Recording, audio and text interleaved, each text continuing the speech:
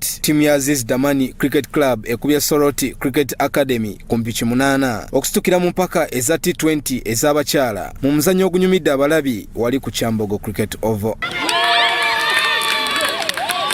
Aziz Damani yesoose okuba empiki 7-7 nga bo aba Soroti bakubye empiki 68.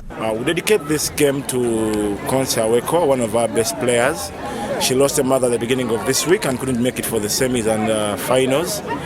So we played our hearts out to win this tournament, just to make our sister, wherever she is, comfortable. Omutendesi agamba obuwanguzi buno babukoleredde era babadde babwetaaga. Obuwanguzi twali tubwetaaga nnyo nga club kuba tumaze emyaka 2 nga tuzanya. Tugezaako okuzanya nga ttiimu, abaana babadde fomu abasinga, amasomero tegazanya.